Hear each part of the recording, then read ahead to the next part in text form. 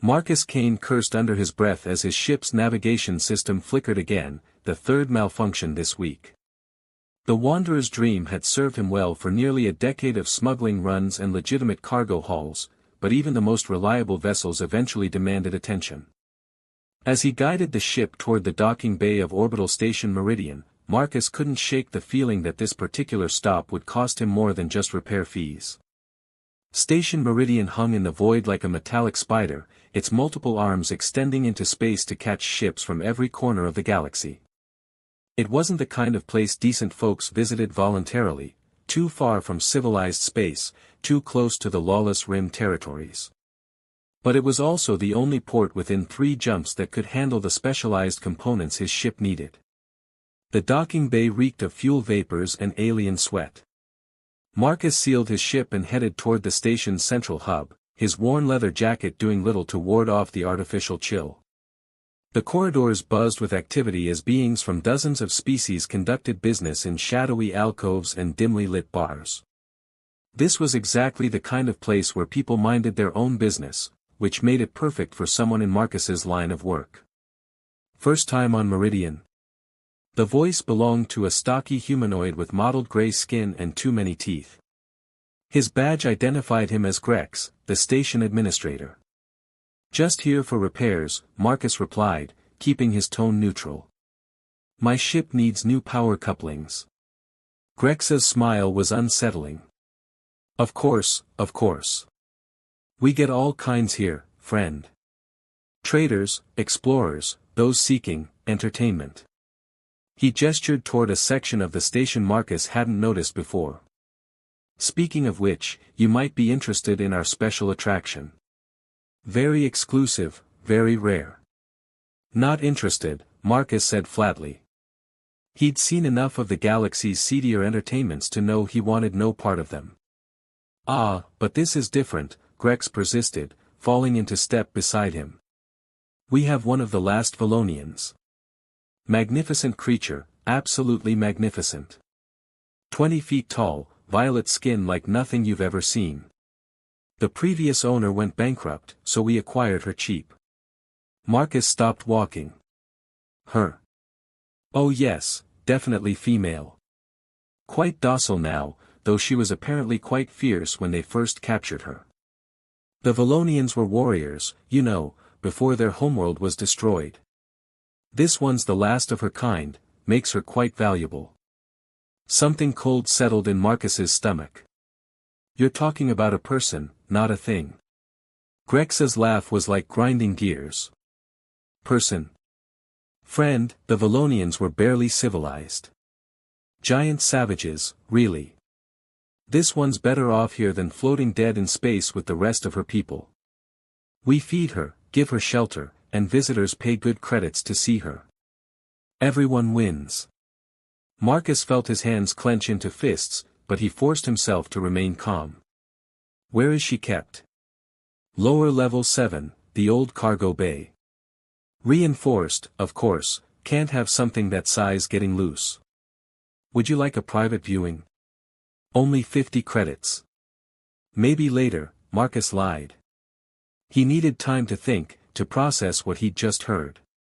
The repairs took 3 hours. Marcus spent that time in the station's cantina, nursing a synthetic ale and trying to ignore the sick feeling in his gut. He'd heard stories about the Valonians, a proud species of giants who had achieved interstellar flight centuries before humans left their homeworld. Their civilization had been destroyed by a plague that swept through their colonies, leaving only scattered survivors who were quickly captured by slavers and collectors. As evening shift began and the station's lights dimmed to simulate night, Marcus found himself walking toward level 7. He told himself he was just curious, that it wasn't his problem, that he had his own troubles to worry about. But the words kept echoing in his head, the last of her kind. The corridor leading to the old cargo bay was poorly lit and smelled of recycled air and something else, something that reminded him of sadness, though that seemed impossible.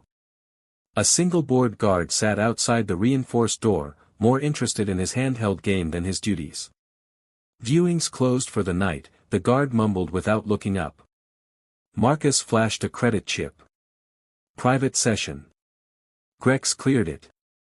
The guard pocketed the chip and waved him through. Don't get too close to the barrier.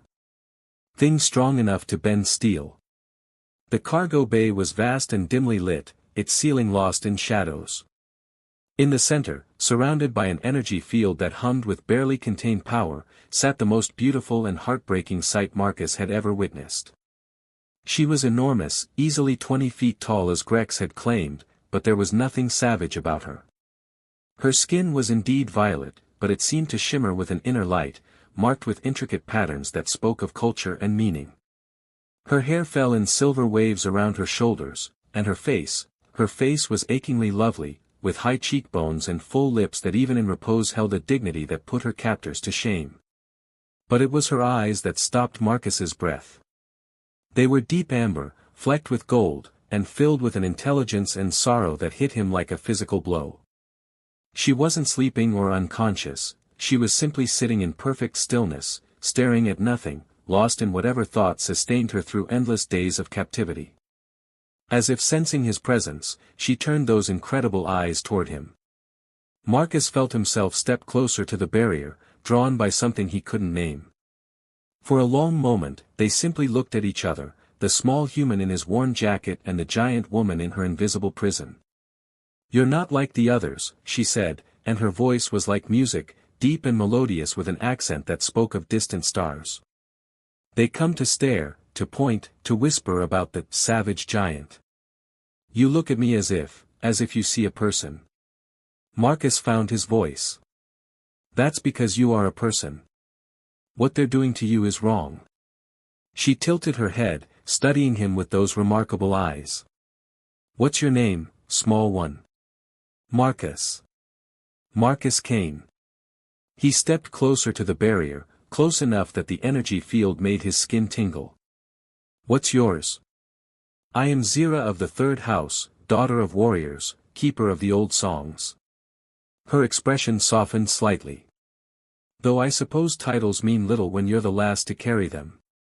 They told me you were the last Valonian." "So they believe." She was quiet for a moment, then continued. "Perhaps they're right. I haven't seen another of my people in." She paused, as if calculating. "In your years, I think it would be 7 cycles since they brought me here." 7 years. Marcus felt sick. "How do you survive it? The isolation, the captivity?" Zira's smile was sad but genuine. "I remember. I remember the songs of my people, the feel of wind on my homeworld, the sound of children laughing in our crystal cities. I remember that I was more than this cage, even if no one else does." They talked through the night, their conversation flowing like water finding its course. Zira told him about Valonia, about the great libraries carved into mountain hearts and the sky cities that had floated among the clouds. Marcus shared stories of his travels, of distant worlds and alien sunsets, painting pictures with words for someone who hadn't seen the stars in years. As the station's lights began to brighten with the start of the day cycle, Marcus realized he'd spent the entire night talking to her. More than that, he'd felt a connection he'd never experienced before, something that transcended the physical barriers between them. "I have to go," he said reluctantly. "But I'll come back." Zira's eyes brightened with something that might have been hope. "Will you? Others have made such promises." Marcus placed his hand against the energy barrier, feeling it spark against his palm. "I keep my word, Zira of the third house. Especially to friends." As he walked away, Marcus's mind was already working. He was just one man with a small ship and limited resources, but he'd faced impossible odds before. And something told him that this beautiful, dignified woman deserved better than to spend the rest of her life as a curiosity for the cruel and small-minded. He had no idea how he was going to do it, but Marcus Kane had just decided to free the last Valonian. The connection he'd felt in those amber eyes was unlike anything he'd ever experienced, and he knew with absolute certainty that he couldn't leave her behind. The question wasn't whether he would try, it was whether he could succeed before his heart broke from the weight of her sorrow. Marcus found himself counting the hours until he could return to level 7. His ship's repairs had been completed that morning, but he'd invented reasons to extend his stay, additional diagnostics, upgraded components, anything to justify remaining on Station Meridian. The real reason sat in that cargo bay, amber eyes filled with a loneliness that matched his own. "You seem distracted, Marcus," chirped Nix, his maintenance droid, as they ran through the ship's system checks for the third time that day. The small spherical robot hovered at shoulder height, its blue optical sensors focused on his face. "Your heart rate has been elevated for the past 18 hours, and you've consumed 47% less food than normal." "I'm fine, Nix," Marcus muttered, though he knew the droid's sensors were too accurate to fool. "Just thinking about our next job. Shall I calculate the most profitable trade routes from our current position?" "Later." Marcus sealed the maintenance panel and wiped his hands on a rag. "I need to check something on the station first." Nix's optical array whirred as it processed this information. "You have checked something on the station every evening for the past 4 cycles. Perhaps I should accompany you to ensure your safety." Marcus paused. Nix had been his companion for 6 years, ever since he'd found the damaged droid in a scrap heap and rebuilt him from spare parts. The little robot was loyal, helpful, and surprisingly perceptive for an artificial intelligence. But this was something Marcus needed to do alone. "Stay with the ship," he said gently. "Monitor communications and run a full diagnostic on the navigation array." "As you wish," Nix replied, though his tone suggested confusion. "I will await your return." The guard rotation had changed, Marcus noted as he approached the cargo bay. The new sentinel was of Ascian, tall and insectoid, with compound eyes that missed nothing. Marcus had prepared for this, carrying a bottle of genuine Altarian wine, expensive enough to suggest he was a wealthy collector, common enough not to raise too many questions. "Private viewing," he said, offering the bottle along with his credit chip. "I hear you have something special down here." The Thaxian's mandibles clicked appreciatively as he examined the wine. "1 hour," he said, pocketing both items. "Do not touch the barrier controls." The cargo bay seemed brighter tonight, or perhaps that was just because Zira was awake and watching the entrance. As Marcus stepped into view, her face transformed with a smile that made his heart skip. "You came back," she said, her melodious voice carrying a note of wonder. "I wasn't certain you would. I told you I keep my word." Marcus moved to his usual spot near the barrier, close enough to see the intricate patterns that decorated her violet skin. "How are you feeling today?" Zira's laugh was like distant thunder, warm and encompassing. "The same as every day for 7 years, small warrior. Caged, but now less alone." She tilted her head, studying him with those remarkable amber eyes. "You look tired. Are you not sleeping well?" The question caught Marcus off guard with its genuine concern. When was the last time someone had cared about his well-being? "I've been thinking," he admitted. "About you, about this place. About how wrong all of this is. And what conclusions have you reached?" Marcus was quiet for a moment, choosing his words carefully. "That you don't belong here. That no one should have to live like this." "Where would you have me go?" Zira asked, not unkindly. "I am the last of my people," Marcus came. "The few who survived the plague were scattered to the winds, sold to collectors and researchers. Even if I were free, I would still be alone." "You're not alone now," Marcus said softly, placing his hand against the energy barrier. The field sparked against his palm, but he didn't pull away. "You have me." Zira's eyes widened, and for a moment, she seemed unable to speak. Then she moved closer, kneeling so that her face was level with his, separated only by the humming energy field. "You would befriend a giant? A monster from the outer rim?" "You're not a monster," Marcus said firmly. "You're the most beautiful person I've ever met." The words hung between them, charged with more than the energy barrier. Zira reached out slowly, her massive hand dwarfing his as she pressed her palm against the opposite side of the field. Where their hands aligned, the barrier flickered and danced with new patterns of light. "Tell me about your world," Marcus said, settling cross-legged on the floor. What was Valonia like before? Before the end? Zira's expression grew distant, but not sad. It was a world of wonders, Marcus. Our cities were carved from living crystal that sang in the wind. The mountains reached so high they touched the edge of space, and we built great platforms among the clouds where our children learned to fly on artificial wings. As she spoke, her voice took on a hypnotic quality, and Marcus could almost see the crystal spires and floating gardens she described. She told him about the singing stones that powered their civilization, about the great library where the history of 1,000 worlds was preserved in crystalline matrices, about festivals where her people would gather to share stories and songs that had been passed down for millennia. We were artists and warriors both, she continued, her hand still pressed against the barrier opposite his. We believed that to truly live, one must create beauty and defend it with equal passion. I was trained in both traditions. I could craft poems that would make the crystals weep, and I wielded a blade that could cleave starship hulls. What happened to it? Marcus asked. Your blade, I mean. Zira's smile turned wistful. It was lost when they captured me. I had joined the expedition to search for other survivors, to gather what remained of our people. But the ship was betrayed by our guides, sold to slavers who specialized in exotic specimens. Her voice hardened.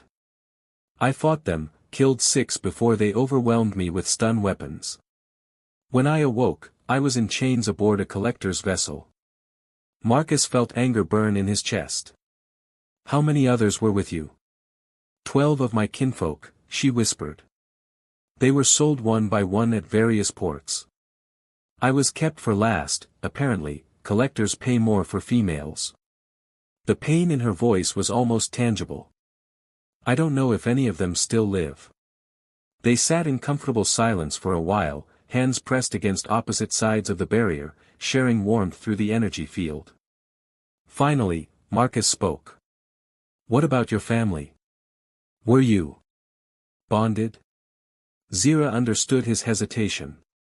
No, I had not yet chosen a mate when the plague came. Among my people, we believe that love cannot be rushed, it must grow like the crystal cities, layer by layer, until it becomes something beautiful and eternal. She looked at him intently. What of you, Marcus Kane? Do you have someone waiting for you among the stars? Marcus shook his head. Never found the right person, I suppose. Always moving, never staying in one place long enough to build something real. He paused, then added quietly, until now. The implications of his words settled between them like morning dew. Zira's breath caught, and Marcus could see his own feelings reflected in her amber eyes, the impossibility of their situation warring with the undeniable connection they shared. Marcus, she whispered, what are we doing? I don't know, he admitted. But I know I've never felt like this before.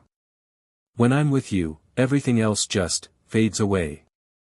The physical differences don't matter, Marcus interrupted. Not to me. You could be 10 feet tall or 10 inches, and I'd still feel the same way.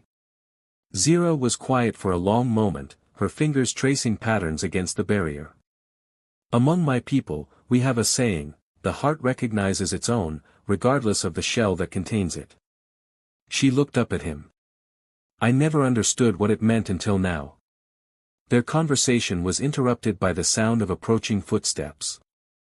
Marcus quickly moved away from the barrier as Corvin, the station's security chief, entered the bay. The man was tall and lean, with cybernetic implants that gave his eyes an unsettling glow. Enjoying the show? Corvin asked, his tone casual but his posture alert. Impressive specimen, Marcus replied, falling into the role of casual observer. Worth the credits. Corvin's enhanced eyes fixed on him. You've been here 4 nights running. That's unusual dedication for a passing trader. Marcus shrugged. I appreciate rare things. How often do you get to see the last of an entire species? True enough. Corvin's gaze shifted to Zira, who had resumed her previous position of sitting in silent stillness. Though I wonder what she thinks about during all those hours. Do you suppose she dreams of her dead world? The casual cruelty of the comment made Marcus's hands clench, but he forced himself to remain calm. I wouldn't know. Does it matter? Probably not, Corvin agreed. Just curious about the psychology of caged things. He turned back to Marcus. Enjoy the rest of your visit. But don't get too attached, Grex is considering selling her to a private collector on Nexus Prime. Better facilities, he claims. As Corvin left, Marcus felt his blood turn to ice. He looked at Zira, whose carefully neutral expression couldn't hide the fear in her eyes. How long? Marcus asked quietly. He's been negotiating for weeks, Zira replied, her voice barely above a whisper. The buyer wants to put me in some sort of performance arena. For entertainment. Marcus stood abruptly, his mind racing. He'd been thinking in terms of eventual rescue, of careful planning and preparation. But if Zira was going to be moved soon, he had to act fast. I won't let that happen, he said, his voice hard with determination. Marcus, you can't. I can and I will. He pressed both hands against the barrier, ignoring the electric sting. I'm getting you out of here, Zira. I don't know how yet, but I promise you, you're not going to spend the rest of your life as someone's entertainment. Tears gathered in her amber eyes. You would risk so much for me. I'd risk everything for you, Marcus said simply. Because what we have, this connection, this feeling, it's worth any risk. As he left the cargo bay that night, Marcus's mind was already working through possibilities. He had 2, maybe 3 days before the transfer. His ship wasn't large enough to hide someone Zira's size, and he couldn't fight his way through station security. But there had to be a way, there was always a way if you were clever enough and desperate enough. And Marcus Kane had never been more desperate in his life. The woman in that cargo bay had become the center of his universe in just 4 short days, and he'd be damned if he'd let anyone take her away from him. The only question now was whether love could overcome the impossible odds they faced. Marcus stared at the station schematics projected on his cabin wall, his eyes burning from hours of analysis. Nix hovered beside him, optical sensors focused on the holographic display with mechanical precision. The energy barrier draws power from the station's primary grid, the droid observed, his voice modulated to whisper levels. However, during the weekly maintenance cycle, power is temporarily rerouted through secondary systems. The barrier would operate at only 40% efficiency for approximately 7 minutes. 7 minutes, Marcus muttered, running calculations in his head. Is that enough time? For a being of Miss Zira's size to break through a weakened barrier and traverse 17 levels to reach the docking bay? Nix's optical array whirred as he processed the variables. Highly improbable. Station security would respond within 3 minutes of any containment breach. Marcus slumped in his chair, frustration eating at him like acid. Every plan he'd conceived ran into the same problems. Zira's size made stealth impossible, and the station's security was too tight for a direct assault. He was one man with a maintenance droid against an entire military-grade facility. A soft chime from his door interrupted his brooding. Marcus quickly shut down the holographic display before answering. To his surprise, he found a young human woman in maintenance coveralls standing in the corridor. She was small and wiry, with short-cropped auburn hair and intelligent green eyes that reminded him of Zira's amber gaze. Marcus Kane, she asked, glancing nervously down the hallway. I'm Tessa Vorn, Level 7 Maintenance. Can I come in? It's about the Valonian. Marcus's hand instinctively moved toward his sidearm, but something in her manner made him pause. What about her? Please, Tessa said urgently. I don't have much time before my shift ends. They'll notice if I'm gone too long. Against his better judgment, Marcus stepped aside to let her enter. Nix immediately positioned himself between the woman and his master, defensive protocols activated. I've seen you visiting her, Tessa said without preamble. For nights running, always the same time. You're not like the others, the gawkers and perverts who come to stare. You talk to her like she's a person. She is a person, Marcus replied carefully. I know that. Tessa's voice cracked with emotion. I've been maintaining the systems in that section for 2 years.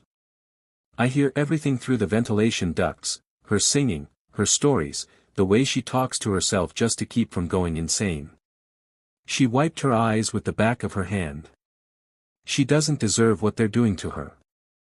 Marcus felt a spark of hope. An ally, even an unexpected one, could change everything. What do you want? I want to help you get her out, Tessa said firmly. I know you're planning something, I can see it in your eyes. The same look I had when I decided I couldn't just stand by and watch anymore. It's dangerous, Marcus warned. If we're caught, they'll space us, Tessa finished. I know. But I'd rather die trying to do the right thing than live knowing I could have helped and didn't. Nyx floated closer, sensors focused on the young woman. She appears to be sincere, Marcus. Heart rate elevated but consistent with determination rather than deception. Marcus studied Tessa's face, seeing the same resolve he felt burning in his own chest. What do you have in mind? The maintenance tunnels, she said, pulling out a handheld projector that displayed the station's hidden infrastructure. There's a network of passages that run throughout the lower levels, big enough for cargo transports during the original construction. Most of them have been sealed, but I know which ones are still accessible. Marcus leaned forward, hope growing in his chest. Could someone Zira's size fit through them? The main arteries, yes. It would be tight, but possible. Tessa highlighted a route on the display. This tunnel runs from level 7 directly to the abandoned docking bay on level 12. It hasn't been used in years, no security, no monitoring. But getting her out of the containment field is still the problem, Marcus pointed out. Tessa smiled for the first time since entering his quarters. That's where I come in. I have access to all the power systems. During tomorrow night's maintenance cycle, I can cause a cascading failure that will look like an accident. The barrier will go down completely for at least 10 minutes. Marcus felt his pulse quicken. It could work, it actually could work. What's your angle in this? Why risk everything for someone you've never even spoken to? Tessa's expression grew distant. My sister was taken by slavers when I was 15. Sold to some collector who thought humans made interesting pets. Her voice hardened. I never found her, never even learned what happened to her. But every time I see Zira in that cage, I think about Kira, wondering if she spent her last days hoping someone would care enough to help. The three of them spent the next hour refining the plan. Tessa would trigger the power failure during the maintenance window, giving Marcus time to reach Zira and guide her through the tunnel system to the abandoned docking bay. From there, he would have to get her to his ship without being detected, still a nearly impossible task, but better odds than fighting through 17 levels of station security. There's one more problem, Nyx interjected as they finalized the details. Miss Zira's presence will register on any number of sensor systems once she leaves the shielded containment area. We need a way to mask her biosignature. Marcus's mind raced through possibilities until an idea struck him. The old waste processing plant on level 9, it's been offline for months, but the systems are still intact. If we could create enough interference. Industrial-grade electromagnetic pulse, Tessa nodded, understanding immediately. It would blind the sensors for a 15-kilometer radius, but it would also cripple life support for that section. How long would it take to restore? At least an hour, maybe 2. Anyone caught in that area would have to evacuate immediately. Marcus weighed the risks. Creating an electromagnetic pulse would endanger innocent civilians, but it would also ensure their escape. The alternative was leaving Zira to face whatever horrors awaited her on Nexus Prime. Do it, he decided. But make sure the evacuation alarms trigger first. I won't have deaths on my conscience. As Tessa prepared to leave, she turned back to Marcus.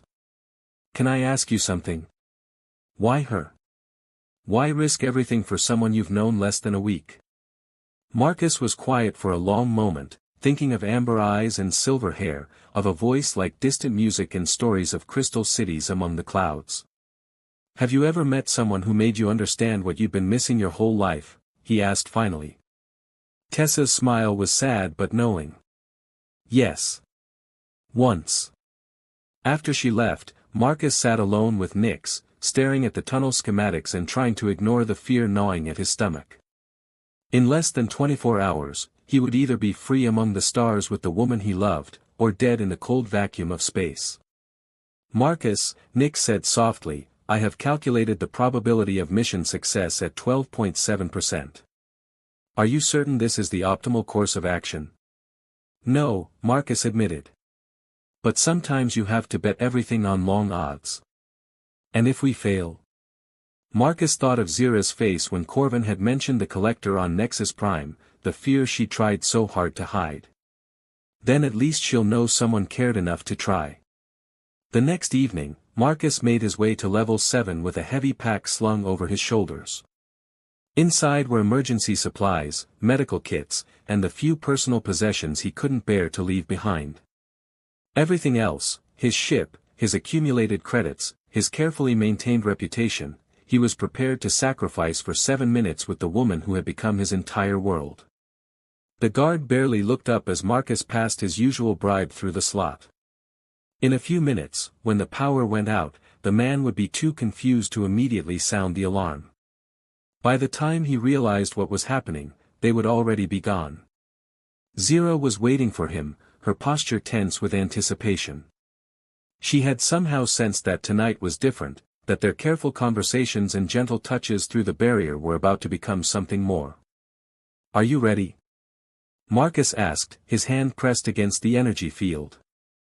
"I have been ready for 7 years," she replied, her voice steady despite the circumstances. "But Marcus, if something goes wrong—" "Nothing will go wrong," he interrupted, though his heart was pounding like a war drum. "I promise you, Zira, tonight you sleep under open stars." The lights flickered once, twice, then died completely as the station's power grid cascaded into failure. The energy barrier sparked and vanished, leaving nothing between them but empty air. For a heartbeat, they simply stared at each other in the emergency lighting. Then Zira stepped forward, her massive form moving with surprising grace, and reached down to gently lift Marcus in her arms. "Now we run," she whispered, cradling him against her chest as she turned toward the maintenance access Tessa had marked on their maps. Behind them, alarms began to wail as the station's security systems registered the containment breach. But Marcus barely heard them. All his attention was focused on the feeling of Zira's arms around him, the warmth of her skin, and the rapid beating of her heart that matched his own. They had crossed the line from which there was no return. Whatever came next, freedom or death, they would face it together. As Zira carried him into the darkened tunnel, Marcus allowed himself to believe that sometimes, just sometimes, love really could conquer impossible odds. And if it couldn't, at least they would have tried. The adventure of their lifetime was just beginning. The end of parts 1 to 3. The story continues with parts 4 and 5, where Marcus and Zira find sanctuary in a hidden colony and build a new life together, ultimately creating a haven for refugees from across the galaxy. Their love becomes the foundation for something greater, a place where beings of all species can find acceptance and hope among the stars.